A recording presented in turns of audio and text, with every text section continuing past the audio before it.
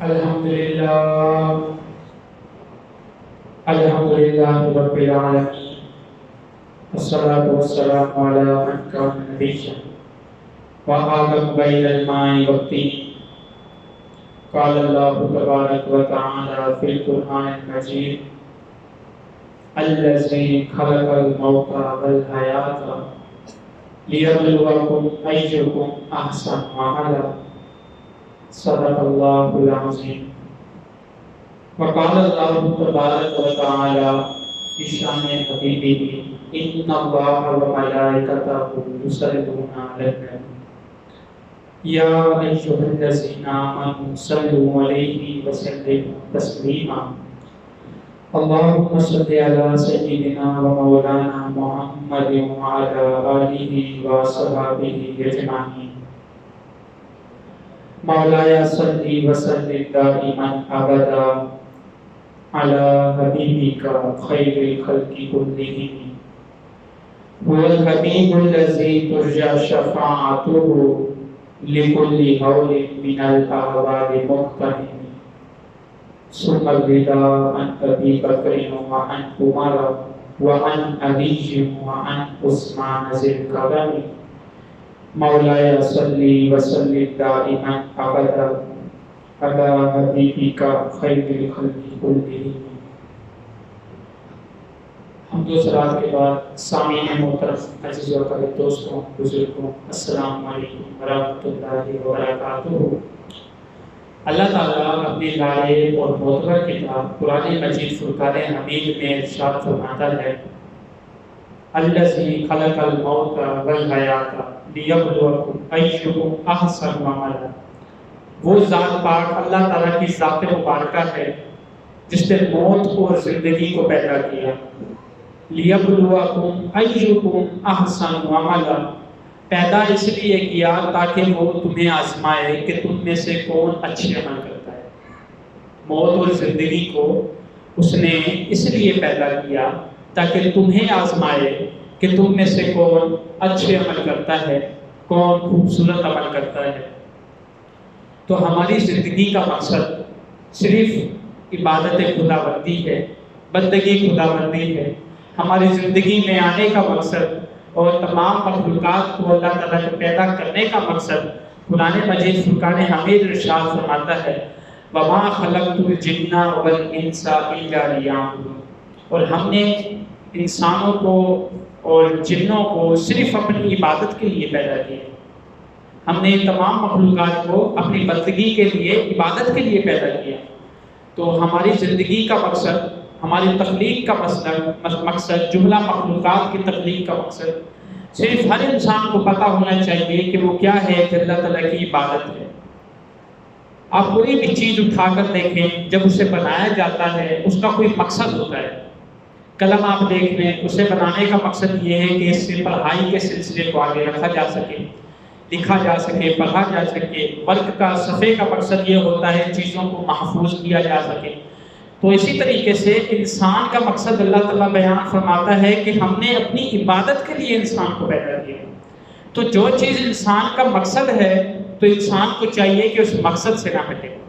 جس چیز کے لیے ہم قرآن پیدا کیے گئے ہیں، قرآن مجید فرقان حمید کی روح سے قرآن مجید ڈھول بجا کر اتنا بمانے دہل انداز میں، تاکید کے انداز میں بیان فرما رہا ہے کہ ہم نے آپ کو اپنی عبادت کے لیے، بندگی کے لیے پیدا کیا۔ اللہ تعالیٰ کے حبیب صلی اللہ علیہ وآلہ وسلم پر قرآن مجید نازل ہوا تو اللہ تعالیٰ کے حبیب، اس میں ایک آیت مبارکہ ہے، کیا الست بربکم قالوا بلی۔ اللہ تعالیٰ نے اس پوری کائنات کو پیدا کرنے سے پہلے حضرت آدم علیہ السلام کی پشت مبارک پر، کمر مبارک پر اپنا دست قدرت پھیرا۔ جب دست قدرت پھیرا تو اس سے حضرت آدم علیہ السلام کی وہ تمام اولاد جو قیامت تک پیدا ہونے والی تھی، وہ تمام اولاد اللہ تعالیٰ کے دست قدرت پھیرنے کی وجہ سے وہ ساری باہر نکل گئی۔ ساری جتنے بھی قیامت تک پیدا ہونے والے ہیں، جو پیدا ہو کر انتقال کر چکے ہیں، وہ سب تو سب پیدا ہوئے۔ تو اللہ تعالیٰ نے ان مخلوقات سے، جنوں سے، انسانوں سے ایک وعدہ لیا۔ وہ وعدہ کیا لیا؟ اللہ تعالیٰ نے فرمایا تھا الست بربکم، کیا میں تمہارا رب نہیں ہوں؟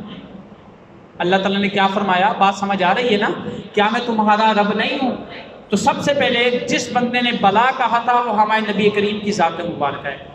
تو تمام انسانوں سے وعدہ لیا گیا کہ جب تم اس دنیا میں جاؤ گے، امتحان گاہ میں جاؤ گے، پیپر دینے جاؤ گے، تو اس پیپر میں تم لوگوں نے اللہ تعالیٰ کی عبادت کرنی ہے۔ یہ ہمارے پیدا ہونے سے پہلے اللہ تعالیٰ نے ہم سب سے وعدہ لیا۔ کیا وجہ ہے کہ ہم اس وعدے کو بھول چکے ہیں؟ صرف مسئلہ یہ ہے کہ ہم اس وعدے کو فراموش کر چکے ہیں۔ ہر بندے سے وعدہ لیا گیا، جو اس دنیا میں پیدا ہو کر انتقال کر چکا ہے اس سے بھی وعدہ لیا گیا، اور جو اس دنیا میں آئے گا، آنے والا ہے ہماری نسلوں میں، اس سے بھی وعدہ لیا گیا۔ کیا وعدہ لیا گیا؟ کہ جب اس دنیا میں جاؤ گے تو اللہ تعالیٰ کی عبادت کرنی ہے، اللہ تعالیٰ پر ایمان لانا ہے، یہ وعدہ لیا گیا۔ تو لہٰذا یہ وعدے کے مطابق اللہ تعالیٰ نے ہم پر یاد دلانے کے لیے، یاد دہانی کروانے کے لیے، انسان ہے بھول جاتا ہے، اپنے انبیاء کو بھیجا، اپنے رسولوں کو بھیجا کہ میرے بندے جو ہے مجھ سے کیا ہوا وعدہ بھول نہ جائیں، وہ میری بندگی کا، میری عبادت کا وعدہ بھول نہ جائیں۔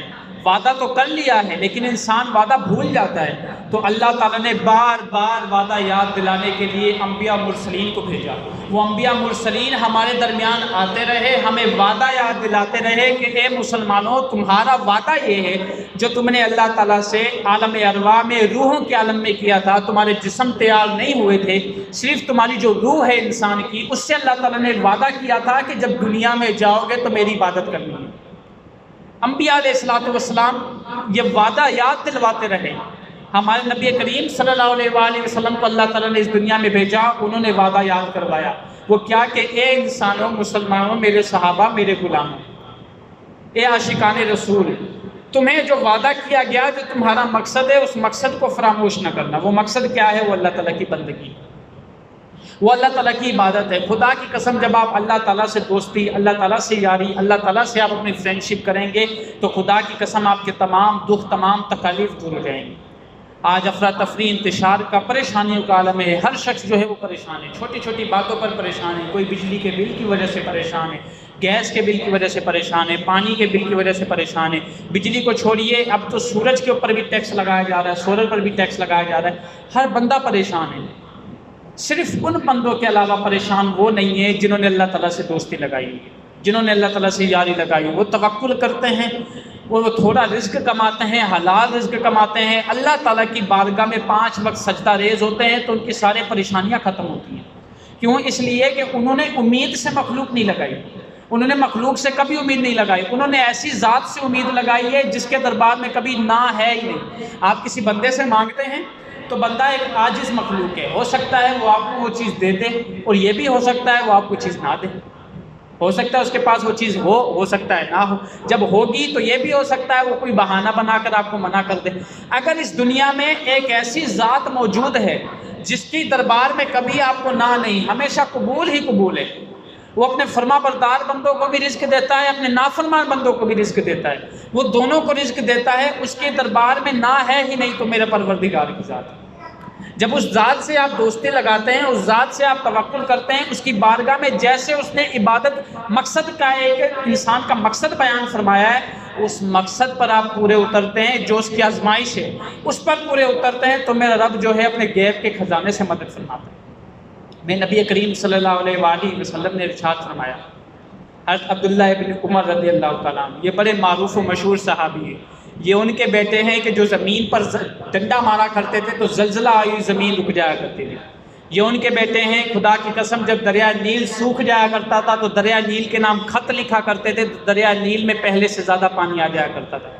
یہ ان کے بیٹے ہیں جو کیسر و کسرا کے درباروں میں بیٹھے ہوئے کیسر و کسرا ان کے نام سے کانپ جایا کرتے تھے، اور جو منبر رسول پر کھڑے ہوتے تھے تو 12 پیوند کپڑوں پر ہوتے تھے، 12 جگہ سے کپڑا پھٹا ہوا کرتا تھا۔ یہ ان کے بیٹے ہیں عبداللہ ابن عمر، فرماتے ہیں کہ مجھے نبی کریم صلی اللہ علیہ وسلم نے وصیت فرمائی، نصیحت فرمائی۔ کیا نصیحت فرمائی؟ فرمایا کن فی الدنیا کأنک غریب۔ خدا کی قسم اتنی زبردست نصیحت فرمائی، ہم اس نصیحت کو بھول چکے ہیں، کیوں یہ بیان نہیں کیا جاتا؟ حضرت عبداللہ ابن عمر فرماتے ہیں مجھے آقا علیہ السلام نے نصیحت فرمائی۔ نصیحت کیا فرمائی؟ دنیا میں ایسے رہو جیسے اجنبی ہوتے ہیں، دنیا میں ایسے رہو جیسے اجنبی ہوتے ہیں، اور عابر سبیل یا جیسے مسافر ہوتا ہے۔ مسافر کا مقصد کیا ہوتا ہے؟ جب وہ سفر میں ہوتا ہے تو جب وہ تھک جاتا ہے، چکنا چور اس کا بدن ہو جاتا ہے، تھکاوٹ بھرپور ہو جاتی ہے، وہ ایک درخت کی تلاش میں ہوتا ہے کہ کہیں مجھے آرام مل جائے۔ وہ آرام لینے کے لیے اس درخت کے نیچے آ کر بیٹھتا ہے، ٹھنڈا پانی پیتا ہے، جب اس کی تھکاوٹ دور ہو جاتی ہے وہ پھر اپنے سفر کی طرف چل پڑتا ہے۔ تو ہم نے اس دنیا میں آئے ہیں، ہم اس دنیا میں ایک سفر مسافر ہیں۔ اسے کبھی ابدی نیند نہ سمجھیں، اسے کبھی اپنی ہمیشہ رہنے والی زندگی نہ سمجھیں۔ کیوں؟ اس لیے کہ دنیا جو ہے آپ کی امتحان گاہ ہے، جہاں سے آپ آئے ہیں وہاں آپ نے واپس جانا ہے۔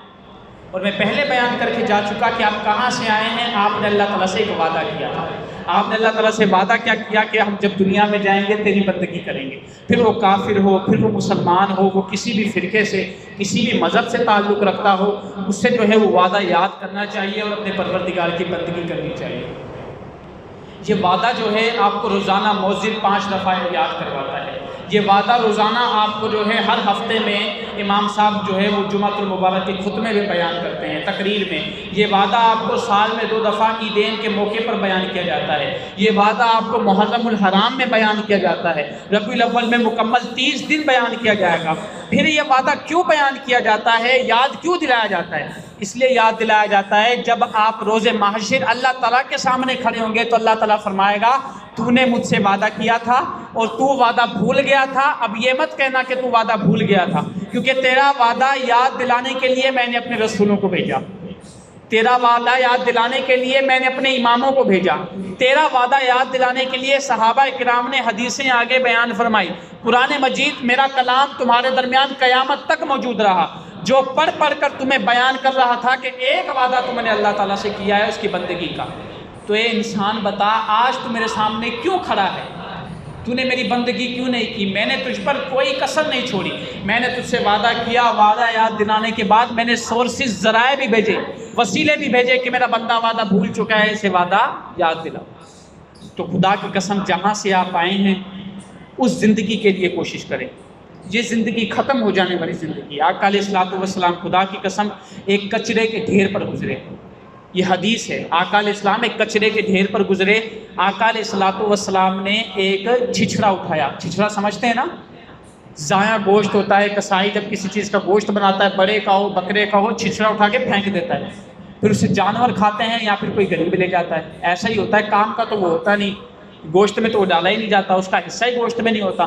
آقا علیہ السلام کچرے کے ڈھیر پر تشریف لے گئے۔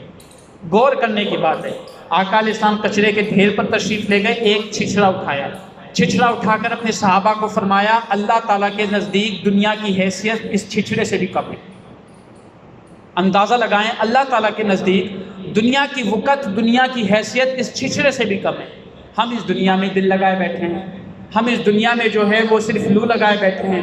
تو ایک عارف نے، ایک صوفی نے، ایک ولی نے بڑی خوبصورت بات کہی۔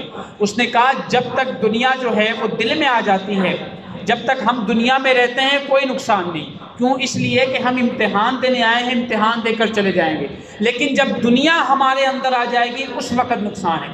جب تک کشتی پانی کے اندر رہتی ہے نقصان نہیں، چلتی رہے گی، اسے کوئی نقصان نہیں۔ لیکن جب پانی کشتی کے اندر آ جاتا ہے پھر وہ کشتی ڈوب جائے گی۔ اسی لیے جب تک آپ دنیا میں موجود ہیں، آپ کا دل دنیا میں موجود ہے، آپ کو کوئی پریشانی نہیں۔ آپ کے دل میں جب دنیا کی محبت آ جائے گی پھر آپ کے دل کو بڑی پریشانی ہے۔ حلال رزق ہمارے انبیاء نے کمایا، حلال رزق کی کوئی ممانعت نہیں۔ ممانعت صرف اس چیز کی ہے جو ہم ان نمازوں کو بھول چکے ہیں، ہم عبادات کو بھول چکے ہیں، ہم اللہ تعالیٰ سے کیے ہوئے وعدے کو بھول چکے ہیں۔ وہ وعدہ کیا تھا؟ الست بربکم، کیا میں تمہارا رب نہیں ہوں؟ تو تمام جو مخلوق تھی، ساری مخلوق پیدا ہونے والی روحوں نے وعدہ کیا تھا بلا کیوں نہیں، کیوں نہیں، تو ہی ہمارا رب ہے۔ تو اللہ تعالیٰ نے وعدہ فرمایا تھا کہ جب دنیا میں جاؤ تو میری پیروی کرنی ہے۔ وما خلقت الجن والانس الا لیعبدون، ہم نے جنوں اور انسانوں کو صرف اپنی عبادت کے لیے پیدا کیا۔ مقصد بیان فرمایا، ایک پرپس بیان فرمایا، ہم نے دنیا میں انسانوں کو اپنی عبادت کے لیے پیدا کیا۔ الذی خلق الموت والحیات لیبلوکم ایکم احسن عملا، وہی ذات پاک اللہ تعالیٰ کی ذات مبارکہ ہے جس نے زندگی اور موت کو پیدا کیا ہے تاکہ دیکھے کہ تم میں سے اچھے عمل کون کرتا ہے۔ ایک مثال سے میں آپ کو سمجھاتا ہوں، خوبصورت مثال ہے۔ کسی عالم دین نے بڑی پیاری بات کی، اس سے پہلے حدیث مبارکہ بھی سنتے چلیں۔ آقا علیہ الصلوۃ والسلام نے فرمایا یہ دنیا جو ہے اس میں آپ جن لوگوں کو پہچانتے ہیں، میں آپ کو پہچانتا ہوں، آپ مجھ کو پہچانتے ہیں، تو یہ ہمارے واسطے ہماری جان پہچان عالم ارواح میں بھی تھی، روحوں کے عالم میں بھی ہماری جان پہچان تھی۔ اس لیے جب وہاں آپ کی میرے ساتھ سنگت تھی، میری آپ کے ساتھ دوستی تھی، جان پہچان تھی، تو وہی جان پہچان یہاں ہے۔ جن لوگوں کو آپ وہاں نہیں جان سکے ان لوگوں کو آپ یہاں نہیں جانتے۔ آپ پوری دنیا کے لوگوں کو جانتے ہیں؟ نہیں۔ جب کسی اجنبی شخص سے ملتے ہیں، تعارف کرتے ہیں کہ میرا نام یہ ہے، آپ اپنا نام بتائیں، کہاں سے، تعارف ہوتا ہے، آپ اس کو نہیں جانتے۔ تو آپ اس کو اس لیے نہیں جانتے کیونکہ آپ کی جو دنیا ہے، حقیقی دنیا ہے، وہ آخرت کی دنیا ہے، جہاں سے آپ آئے ہیں آپ وہاں اس کو نہیں جانتے تھے، اس لیے دنیا میں بھی آپ کا اس سے کوئی تعارف نہیں۔ جن لوگوں کو آپ وہاں جانتے تھے ان لوگوں کو آپ یہاں بھی جانتے ہیں۔ اب یہ آقا علیہ الصلوۃ والسلام کی حدیث مبارکہ ہے۔ آقا علیہ السلام نے ارشاد فرمایا کہ انسان جن لوگوں کو تعارف پیش کرتا ہے، جن لوگوں کو جانتا ہے، تو یہ عالم ارواح میں روحوں کے عالم میں جانتا تھا جہاں سے آیا ہے۔ جن لوگوں سے بیگانہ ہے، اجنبی ہے، ان لوگوں کو وہاں بھی نہیں جانتا تھا۔ اب جب بچہ پیدا ہوتا ہے تو وہ بچہ روتا کیوں ہے؟ اس کی بھی ایک بڑی خوبصورت وجہ ہے۔ وہ بچہ، ہم سب ہنستے ہیں کہ ہمارے گھر میں ایک خوشی کا موقع آیا ہے، ہمارے گھر میں اللہ تعالیٰ نے ایک رونق عطا کی ہے، ہم ہنس رہے ہوتے ہیں، لیکن عجیب بات یہ وہ بچہ رو رہا ہوتا ہے۔ ہم ہنس رہے ہوتے ہیں، وہ بچہ رو رہا ہوتا ہے۔ اور جب آپ کو اندازہ ہونا چاہیے، یہ بھی علماء نے لکھا ہے، جب وہ بچہ اپنی زندگی گزار کر جاتا ہے، اچھے اعمال لے کر جاتا ہے، تو ہم رو رہے ہوتے ہیں، بچہ ہنس رہا ہوتا ہے۔ جو بندہ جاتا ہے نا، مومن بندہ جب اس دنیا میں آتا ہے تو وہ رو رہا ہوتا ہے، ہم ہنس رہے ہوتے ہیں۔ لیکن جب وہ اس دنیا سے جاتا ہے ہم سب رو رہے ہوتے ہیں، اور وہ بچہ جاتے وقت ہنس رہا ہوتا ہے۔ وہ کیوں؟ اس لیے کہ وہ بچہ اپنے گھر سے آیا ہے، وہ بچہ اپنی جو حقیقی دنیا ہے اس کی، جہاں سے اس کا تعارف تھا، اس کا سارا خاندان وہاں تھا، وہ بچہ اپنے دوستوں کو چھوڑ کر وہاں سے آیا ہے، اس لیے وہاں سے آ کر وہ بچہ رو رہا ہے۔ اس کی حقیقی معرفت، اس کے حقیقی دوست اس دنیا میں تھے، جس دنیا میں اللہ تعالیٰ نے آپ سے وعدہ لیا تھا، اس دنیا میں اس کے حقیقی دوست ہیں۔ اب ان حقیقی دوستوں کا یارانہ چھوٹ جانے کی وجہ سے وہ بچہ رو رہا ہوتا ہے۔ اب وہ جب بچہ رو رہا ہوتا ہے، زندگی گزارتا ہے، وہ آپ کے ساتھ مانوس ہو جاتا ہے، آپ کے ساتھ پھلنے پھولنے لگتا ہے، بڑا ہونے لگتا ہے، تو بچہ آپ کی عادات کا عادت بن جاتی ہے، اس سے زندگی گزارنے کا ایک طریقہ آ جاتا ہے۔ پھر جب وہ بچہ جانے لگتا ہے تو وہ بچہ ہنستا ہے، آپ رو رہے ہوتے ہیں، کیوں؟ اس لیے وہ بچہ اپنے ساتھیوں کے پاس واپس جا رہا ہے، وہ بچہ اپنے ساتھیوں کے پاس واپس جا رہا ہے۔ یہی حدیث مبارکہ سیدنا حضرت ابوبکر صدیق کے بارے میں تھی۔ حضرت ابوبکر صدیق کا جب وصال ہونے لگا، آپ کی وفات ہونے لگی، تو سیدنا ابوبکر صدیق نے فرمایا کہ اے میرے غلاموں، مجھے آقا علیہ الصلوۃ والسلام کے بارگاہ جالیوں کے سامنے رکھ دینا جنازہ پڑھا کر، اور کہنا کہ حضور ابوبکر آپ کے پہلو میں دفن ہونے کی اجازت چاہتا ہے، آپ کے پہلو میں آپ کے ساتھ دفن ہونے کی، آرام فرمانے کی اجازت چاہتا ہے، تو اگر اجازت مل جائے تو مجھے وہاں پر سلا دینا، دفن کر دینا، اگر اجازت نہ ملے تو جنت البقیع میں جہاں کروڑوں صحابہ مسلمان آرام فرمانے، میں بھی وہاں جو ہے دفن ہو جاؤں گا۔ اب صحابہ کرام چارپائی اٹھا کر چلتے ہیں، جنازہ لے کر چلتے ہیں، جنازہ لے کر چلتے ہیں، پڑھ لیا، صدیق اکبر کا جنازہ رکھتے ہیں، تو آگے سے آواز آتی ہے حبیب کو حبیب کے ساتھ ملا دو، ایک دوست کو دوسرے دوست کے ساتھ ملا دو۔ پتہ چلا کہ یہ دنیا عارضی ہے، یہ دنیا عارضی ہے، حقیقی دنیا وہ ہے جہاں حضرت ابوبکر صدیق آقا علیہ الصلوۃ والسلام سے اپنے دوست سے ملنے کی تمنا کرتے ہیں، تو پتہ چلا آپ کے حقیقی رشتہ دار وہاں پر ہیں، آپ کا سارا خاندان، آپ کا قبیلہ وہاں پر ہے جہاں سے آپ آئے ہیں۔ اس لیے جب وہ بچہ اس دنیا میں آتا ہے اپنے سارے خاندان کو، اپنے دوستوں کو چھوڑ کر آتا ہے، اس لیے وہ روتا ہے، اور جب وہ جاتا ہے اس دنیا سے وہ ہنستا ہے، اس لیے ہے کہ وہ اپنے پرانے گھر کی طرف جا رہا ہے۔ تو یوں سمجھے ہمارا وطن اصلی کون سا ہے؟ یہ تو ہمارا وطن ایک عارضی وطن ہے کہ ہم نے یہاں پر ایک عرصے کے لیے آئے ہیں، امتحان دینے کے بعد واپس چلے جائیں گے۔ جہاں جانا ہے تو عقل مند شخص وہ ہے کہ وہاں جانے کی تیاری کرے، جہاں اس نے ہمیشہ رہنا ہے، سیاںا شخص وہ ہے، دانا شخص وہ ہے جس نے وہاں جانے کی تیاری کی ہے، وہ بندہ نہایت عقل مند ہے۔ ایک مجذوب تھے بہلول، ان کے بڑے خوبصورت واقعات تھے، دل چاہتا ہے کہ واقعات بندہ پڑھتا جائے اور ہوتا جائے۔ یہ بہلول تھے، ان کا نام تھا بہلول، یہ مجذوب تھے، تھوڑے سے مجنون تھے، دماغ تھوڑا سا صوفی شخص تھے۔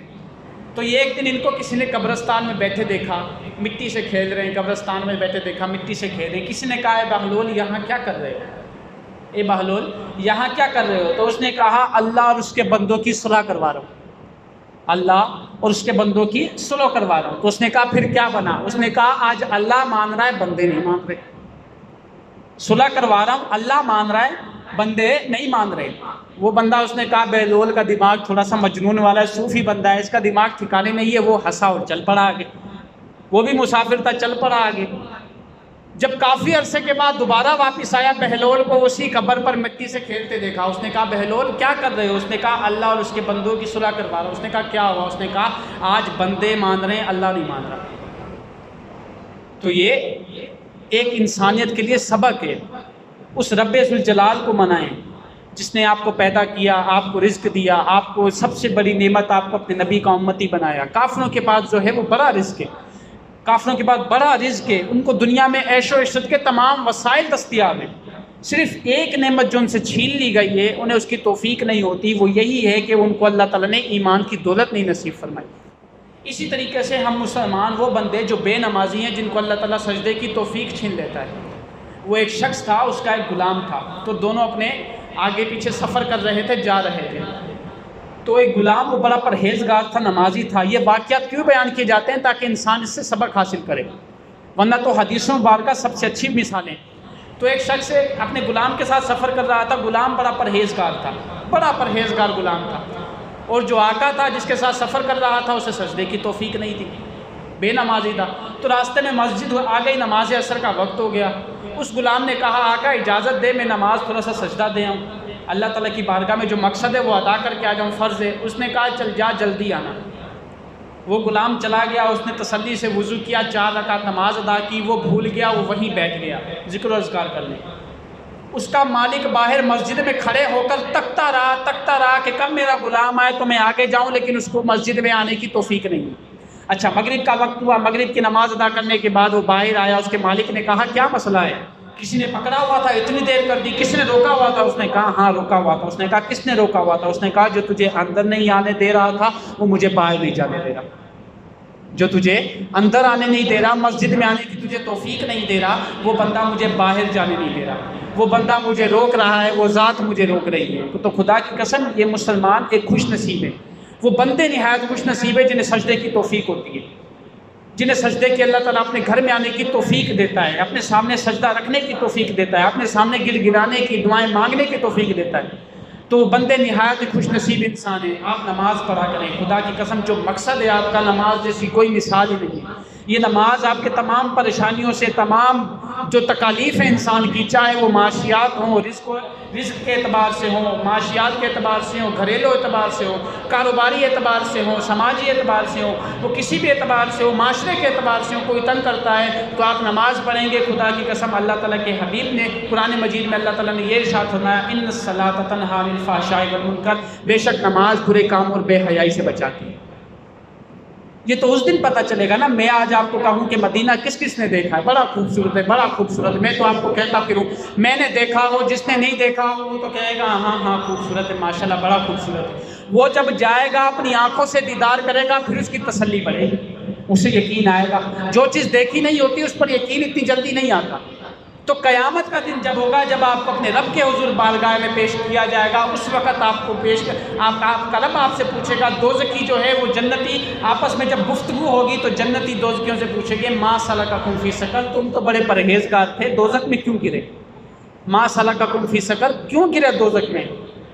یہ سورہ مدثر کے اندر قرآن مجید واقعہ بیان فرما رہا ہے۔ جنتی جنت میں جا رہے ہوں گے، راستے میں دوزخ آئے گی، جنتی پوچھیں گے بڑے پرہیزگار تھے، بڑے لوگوں کو تبلیغ کرتے تھے، کیوں گرے جہنم میں؟ اس نے کہا قالوا لم نکن من المصلین، بدبختی یہ تھی نماز نہیں پڑھتے، ولم نکن نطعم المسکین، مسکینوں کو کھانا نہیں کھلاتے تھے، وکنا نخوض مع الخائضین، دنیا جو ایک عارضی مقام ہے، جہاں سے آئے ہیں اس گھر کو بھول بیٹھے ہیں، تو دنیا ایک عارضی مقام ہے، اس عارضی مقام میں وکنا نخوض مع الخائضین مشغول ہو گئے، وکنا نکذب بیوم الدین، ہمیں آخرت کی پرواہ نہیں تھی، آخرت کو جھٹلا بیٹھے، حتی اتنا الیقین، یہاں تک کہ ہمیں موت آ گئی، موقع ہی نہیں ملا ہمیں اللہ تعالیٰ کی عبادت کرنے کا، موقع ہی نہیں ملا ہمیں اللہ تعالیٰ کی بارگاہ میں سجدہ ریز ہونے کا۔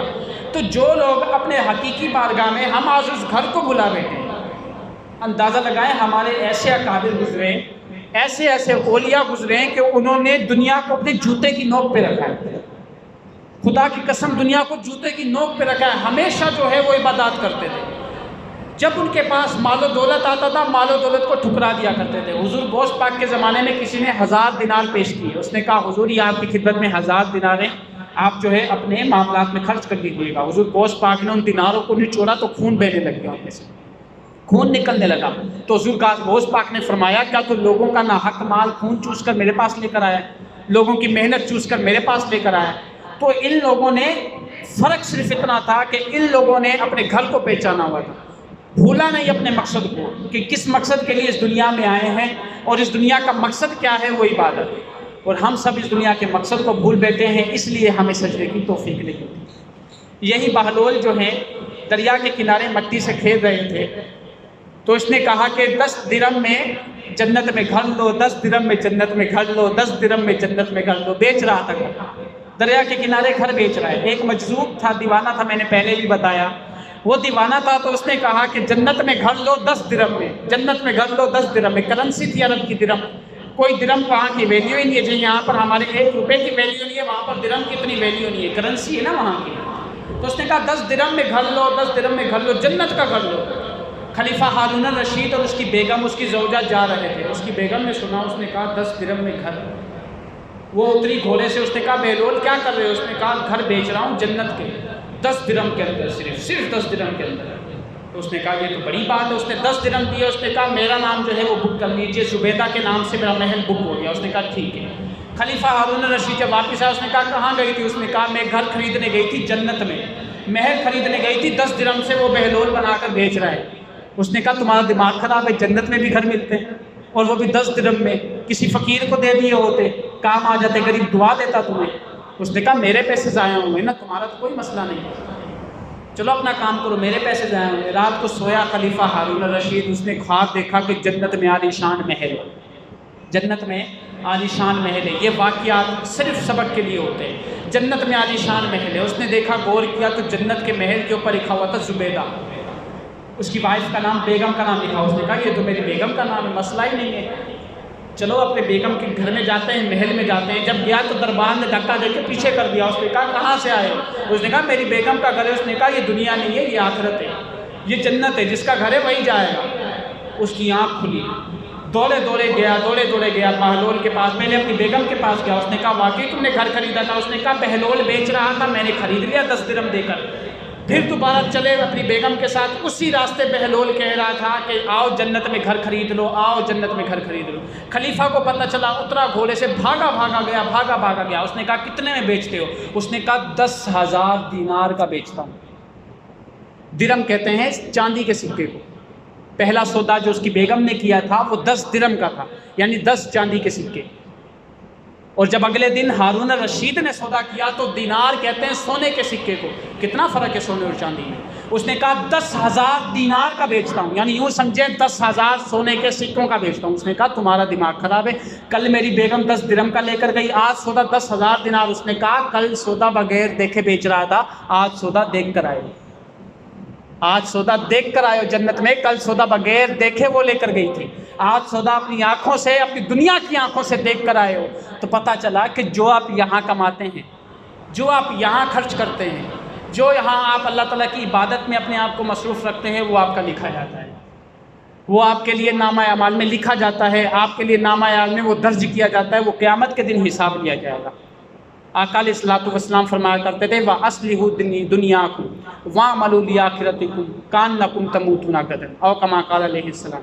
میں نبی صلی اللہ علیہ وسلم نے ارشاد فرمایا اپنی دنیا کے معاملے اچھے کرو، دنیا میں رہنا ہے نا، اچھے معاملے، ہر کسی کے ساتھ اخلاق سے پیش آؤ، اچھے معاملات کرو۔ وَاعْمَلُوا لِآخِرَتِكُمْ، لیکن عمل جو کرنا ہے، جو ذخیرہ کرنا ہے، مال و دولت کا ذخیرہ دنیا میں کرو لیکن اس کو خرچ کرو، لیکن جو حقیقی ذخیرہ کرنا ہے وہ آخرت کے لیے کرنا ہے۔ وجہ بیان کر رہے ہیں کأنکم تموتون غدا، اس لیے کہ تم نے کل مر جانا ہے۔ سیدھے سیدھے کھرے الفاظ حضور بیان فرما کر گئے۔ حضور نے فرمایا وَأَصْلِحُوا دُنْيَاكُمْ، اپنی دنیا کے معاملے میں اچھا برتاؤ کرو، اچھا کاروبار کرو، اچھا پہنو، اچھا کھاؤ، کوئی پریشانی کی بات نہیں۔ آگے بیان فرما رہے وَاعْمَلُوا لِآخِرَتِكُمْ، لیکن اگر عبادات کرنی ہے تو اپنی آخرت کے لیے کرو۔ کأنکم تموتون غدا، اس لیے کہ تم نے کل مر جانا ہے۔ جب مر جانا ہے اس وقت آپ کے سامنے حساب و کتاب ہوگا، اس وقت آپ کے سامنے آنکھیں کھلیں گی کہ ہم کس وقت گمراہی میں تھے۔ بے نمازی اور جو لوگ نماز نہیں پڑھتے، قرآن مجید اس کے بارے میں فرماتا ہے، جب ان کو اللہ تعالیٰ کے بارے میں پیش کیا جائے گا سورہ البقرہ کے اندر، تو وہ کہیں گے اے میرے رب، پوری دنیا کا جو زمین ہے، پوری دنیا اور اس کی جو زمین ہے، یہ ساری ہم سے لے لے سونے کے عوض اور ہمیں جنت میں جانے دے۔ اللہ تعالیٰ فرمائے گا نہیں، تمہیں ایک موقع دیا گیا تھا، فدیہ دیں گے جان چھڑانے کے لیے، قربانی پیش کریں گے اپنی، لیکن نہیں قبول ہوگی۔ کیوں؟ اس لیے کہ انہیں ایک موقع دیا گیا دنیا میں۔ اللہ تعالیٰ فرمائے گا جب تمہیں دنیا میں بھیجا گیا اس وقت تم گمراہی میں، خواب غفلت میں سو رہے تھے، اس وقت تمہیں کوئی پتہ ہی نہیں رہا، اس وقت میرا مؤذن 5 دفعہ حی علی الصلاۃ اور حی علی الفلاح کہہ کر تمہیں بلاتا تھا، وعدہ یاد دلاتا تھا، تم جو ہے وہ اپنے خوش و خواص میں اپنی نیندوں سے ہی نہیں اٹھتے تھے۔ وہ ہر موقع، ہر ممکن کوشش کریں گے، قرآن کہہ رہا ہے ان سے جو بن پڑے گا اپنی جان بچانے کے لیے، دوزخ سے چھٹکارے کے لیے فدیہ دیں گے، قربانی دیں گے، یہاں تک کہیں گے اے اللہ ہمیں دنیا میں دوبارہ بھیج، ہم دوبارہ جا کر تیری قسم عبادت کریں گے، سجدے سے سر نہیں اٹھائیں گے۔ جب عذاب کو دیکھیں گے تو کہیں گے اے اللہ ہمیں دنیا میں دوبارہ بھیج تو ہم سجدے سے سر نہیں اٹھائیں گے۔ پھر رب ذوالجلال وہی بات کہے گا کہ میں نے تمہیں موقع دیا تھا، اب تم دیکھ کر میری عبادات پر ایمان لا رہے ہو، اب تم عذاب کو دیکھ کر میری نمازوں پر بھی ایمان لا رہے ہو، اب تم عذاب کو دیکھ کر میری جنت پر بھی ایمان لا رہے ہو، اب تم سودے کو دیکھ کر کہ یہ جنت ملے گی جس کے متعلق میں نبی نے فرمایا کہ اللہ تعالیٰ نے اپنے بندوں کے لیے ایسا مکان، ایسا محل تیار کیا ہے جسے کسی آنکھ نے نہیں دیکھا، کسی کان نے نہیں سنا اور کسی دل میں اس کا خیال نہیں گزرا۔ پوری دنیا کو آپ دیکھ لیں، زمین کتنی وسیع ہے اللہ تعالیٰ کی، دنیا میں کتنے عجائبات ہیں، کتنی خوبصورت مقامات ہیں، ایک سے بڑھ کر ایک آپ کو عجوبہ اور ایک سے بڑھ کر ایک خوبصورت جگہ ملے گی پوری دنیا میں۔ لیکن میرے نبی نے چیلنج فرمایا جنت ایسی چیزیں، میں رب فرماتا ہے ایسی چیزیں جنت جو کسی آنکھ نے نہیں دیکھی۔ دنیا کی تمام خوبصورتیوں کو ایک جگہ رکھ کر جنت ایسی خوبصورت ہے، میرے اللہ تعالیٰ نے فرمایا کہ میرے اللہ تعالیٰ خود بیان فرما رہا ہے آقا علیہ السلام کو، ایک تو حضور کی حدیث ہوتی ہے، ایک اللہ تعالیٰ بیان فرما رہا ہے میں نے اپنے بندوں کے لیے ایسا محل، ایسی جگہ تعمیر فرمائی ہے، ایسی جگہ تعمیر کی ہے کہ جسے کسی آنکھ نے نہیں دیکھا۔ یہ اوپن کھلا چیلنج ہے، دنیا میں اللہ تعالیٰ نے کتنی خوبصورت چیزیں بنا دی، کتنی عجائبات اور کتنی دیدہ زیب، دلکش اور خوبصورت، بندہ دیکھ کر جو ہے وہ خوش ہو جاتا ہے، عشق کر اٹھتا ہے، وہ کہتا ہے کتنی اللہ تعالیٰ کی رونق افروز چیزیں ہیں، کس چیزوں کی وہ تعریف کرتا پھرے گا۔ لیکن فرق یہ کہ اللہ تعالیٰ نے اوپن چیلنج دیا کہ دنیا کی رنگینیاں، دنیا کے کلرفل پلیسز، یہ سارے یہاں پر رہ جائیں گے۔ تم نے جنت نہیں دیکھی، وہ جنت ایسی ہے نہ کسی آنکھ نے دیکھی ہے، نہ کسی کان نے سنی ہے، نہ کسی دل میں اس کا خیال گزرا ہے، آقا علیہ الصلوۃ والسلام نے ارشاد فرمایا جنت حاصل کرنے کا طریقہ صرف آسان نسخہ ایک ہی حدیث آقا علیہ السلام نے بیان فرمایا جنت جو ہے وہ دنیا میں بڑے مشکل مقامات کے پیچھے رکھی گئی ہے۔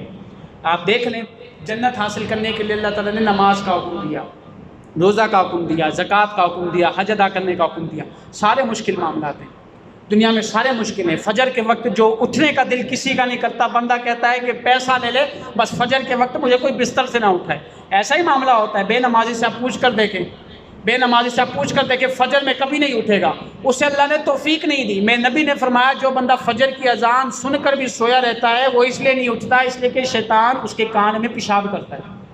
یہ حدیث کے الفاظ ہیں، شیطان اس کے کان میں پیشاب کرتا ہے، اسے اللہ تعالیٰ اذان سننے کی توفیق ہی نہیں دیتا۔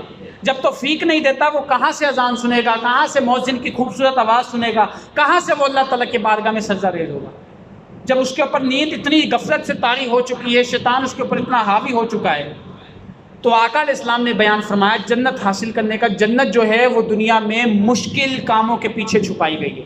آپ دیکھ لیں جو مشکل کام اس دنیا میں وہ نماز ادا کرنا ہے، بے نمازی کو کہہ کر دیکھ لیں تو چل میں آیا، روزہ ادا کر کے دیکھ لیں، زکوٰۃ ادا کر کے دیکھ لیں، حج ادا کر کے دیکھ لیں، سارے مشکل معاملات ہیں۔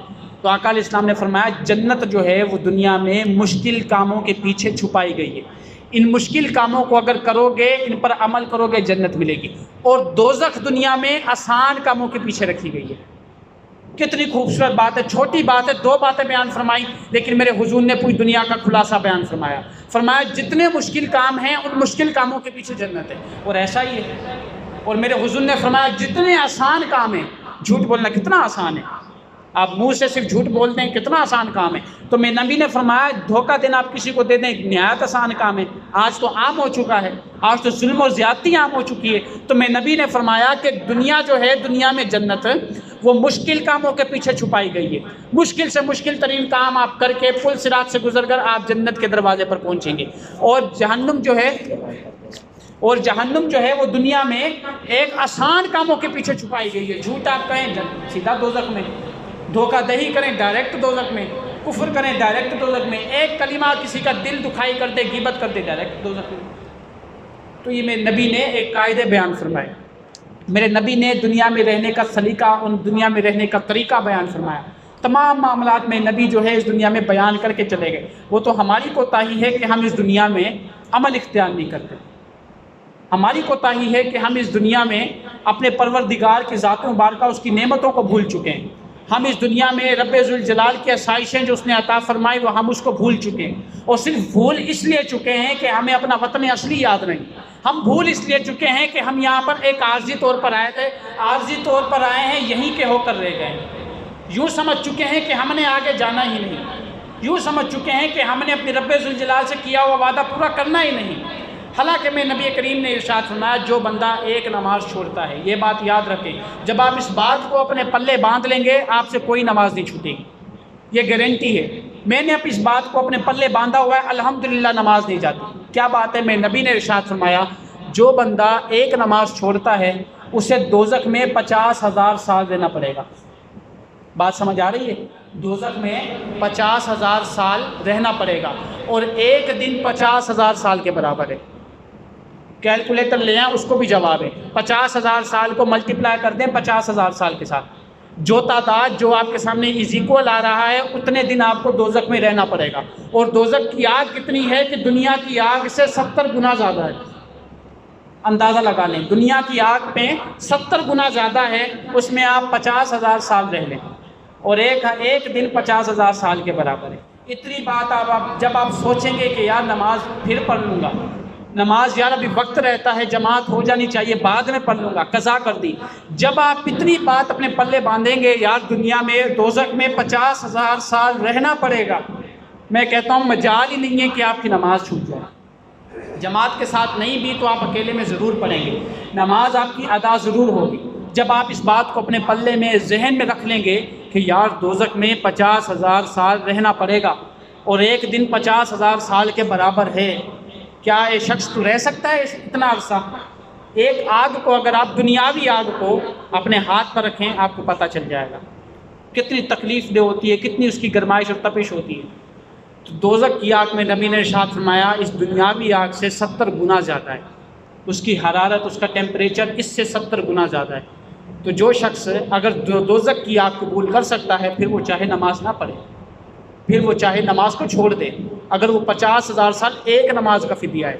ہم تو پتہ نہیں کتنی چھوڑ کے بیٹھے ہیں، ہم تو پتہ نہیں کتنے سجدے چھوڑ کے بیٹھے ہیں، ہم نے تو پتہ نہیں کتنی نمازیں قضا کر دی، ہمیں تو پتہ ہی نہیں۔ تو جو بندہ ایک چھوڑ کے بیٹھا ہے اس کو اتنے موچڑے لگیں گے، اس کو اتنی سزائیں لگیں گی، تو جس کی 5 نمازیں رہ جائیں میں کہتا ہوں خدا کی قسم اس کا کیا حال ہوگا۔ اور مزے کی بات یہ دوزخ میں بندے کو موت بھی نہیں آئے گی، یہاں تو بندہ اس میں جل کر راکھ ہو کر مر جائے، یہاں تو خودکشی کر لے کوئی مسئلہ ہی نہیں ہے، یہ جل کر مرتا رہے گا لیکن اسے موت نہیں آئے گی، تکلیف ہوتی رہے گی، موت نہیں آئے گی، مرے گا نہیں، سزا اپنی مکمل کرے گا، پھر اگر مومن ہے تو جنت میں جائے گا۔ تو ہر بندہ اپنے گریبان میں جھانکے، اپنے آپ کو جھنجھوڑے پکڑ کے اچھے طریقے سے خواب غفلت سے بیدار ہو، بہت نیندیں کر لی اب، خواب غفلت سے بیدار ہو، جھنجھوڑے اپنے آپ کو، سوچے کہ یار 50,000 سال ایک نماز چھوڑ دیتا ہوں، آج جمعے کی ایک چھوڑ دیتا ہوں تو 50,000 سال رہ لوں گا دوزخ میں۔ دوزخ کی بڑی بات ہے دنیا کی آگ میں رہ لوں گا، جب وہ اتنی بات سوچے گا میں لکھ کر دیتا ہوں اس کی نماز قضا نہیں ہے۔ اللہ تعالیٰ سے دعا ہے کہ اللہ تعالیٰ ہمیں اپنا وعدہ جو اللہ تعالیٰ سے کیا ہے اس پر عمل کرنے کی توفیق عطا فرمائے۔ سنتوں سے پہلے ایک اعلان سماعت فرمائیں۔ 15 محرم الحرام بروز پیر بعد نماز مغرب جامع مسجد ختیجۃ الکبریٰ مدینہ ہیون سٹی گاڑے پیر والے روڈ پر جو مسجد ہے اس میں خصوصی کتاب اور محفل کا انعقاد کیا گیا ہے، جس میں خصوصی کتاب پیر مفتی خلیل احمد جان نقشبندی صاحب بیان فرمائیں گے، اور کراچی کے مشہور و معروف نعت خواں بھی تشریف لائیں گے۔ تو آپ تمام احباب اس میں شرکت فرما کر ثواب دارین حاصل کریں۔ وما علینا الا البلاغ المبین۔